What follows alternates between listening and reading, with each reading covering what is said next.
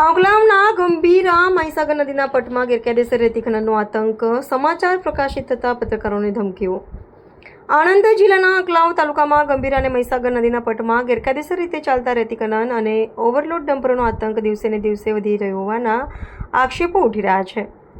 સ્થાનિક સ્તરે અનેક વખત રજૂઆતો અને સમાચાર પ્રકાશિત થયા હોવા છતાં જવાબદાર તંત્ર દ્વારા કોઈ અસરકારક કાર્યવાહી કરવામાં આવતી નથી. તાજેતરમાં ગેરકાયદેસર રેતી ખનન અંગેના સમાચાર પ્રકાશિત થયા બાદ ખનન માફિયાઓ દ્વારા ધમકીઓ મળતી હોવાના ગંભીર આક્ષેપો પણ સામે આવ્યા છે.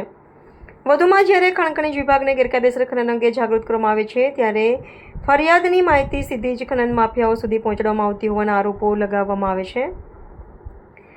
સ્થાનિક સૂત્રોના જણાવ્યા મુજબ ખનન માફિયાઓ ખુલ્લેઆમ કહે છે કે જે કરવું હોય તે કરો, જેના કારણે ખાણ ખનીજ વિભાગ અને ખનન માફિયાઓ વચ્ચે સાંઠગાંઠ હોવાની શંકા વધુ મજબૂત બની રહી છે.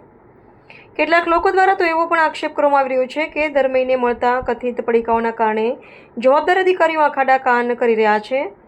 ગેરકાયદેસર રીતે થતું રેતી ખનન માત્ર પર્યાવરણ માટે જ નહીં પરંતુ સરકારની આવકને પણ મોટું નુકસાન પહોંચાડી રહ્યું છે.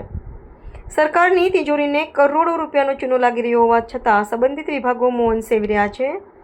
સ્થાનિક લોકો અને જાગૃત નાગરિકોની માંગ છે કે સમગ્ર મામલે ઉચ્ચ સ્તરીય તપાસ કરવામાં આવે, ગેરકાયદેસર ખનન બંધ કરવામાં આવે તથા જવાબદાર અધિકારીઓ અને ખનન માફિયાઓ સામે કડક કાયદેસરની કાર્યવાહી કરવામાં આવે. રિપોર્ટર ઇકબાલ પરમાર, આણંદ.